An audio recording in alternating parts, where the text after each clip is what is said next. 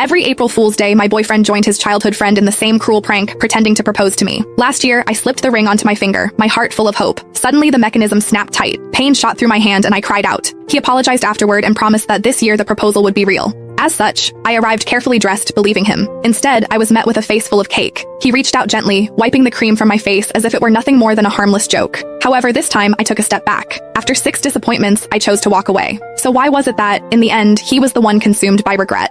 Every year on April Fool's Day, my boyfriend would team up with his childhood best friend to pull the same prank on me. He would pretend to propose. Last year, the two of them laughed like it was the funniest thing in the world, even though my fingers were almost crushed in the process. Later, he apologized and swore that this year would be different. This year, the proposal would be real. As such, when he called me again, sounding urgent and telling me to come to the place where we had our very first date, I believed him. I curled my hair, got my nails done, and spent extra time perfecting my makeup. I picked out a brand new outfit and even drafted the announcement post I was going to share once everything became official. However, the second I stepped through the door, smiling and full of excitement, a thick slab of cake cream slammed straight into my face. Laughter burst out from among the crowd and a girl's voice rang out, bright and smug. I told you Whitney can't take a joke, someone else said. You insisted on calling her. Now look at what's happened. Sylvia huffed and sat on the couch. The mood shifted instantly. The way everyone looked at me turned cold. She was the only girl in their group, the one everyone spoiled. As long as she was unhappy, everyone would rush to comfort her, Nolan included. The first time I met her, she organized a game of truth or dare. When other people got dared, it was just something a little embarrassing. However, when it was my turn, they asked me to do something way out of line in front of everyone. All I said was that it was too much and I did not like it. Sylvia's eyes immediately turned red and she ran out of the room. Everyone ran after her, Nolan too. The welcome party that was supposed to be for me ended with me sitting there alone. He never said anything about it afterward, but from that day on, he never brought me to their gatherings again unless Sylvia said it was okay. Then Nolan looked at me, his brows pulled tight. Whitney, apologize to Sylvia. Before, I would have swallowed everything. I would have forced a smile, apologized, and explained myself just to fit in, just so Nolan would not look bad in front of his friends. I probably would not have even waited for him to ask.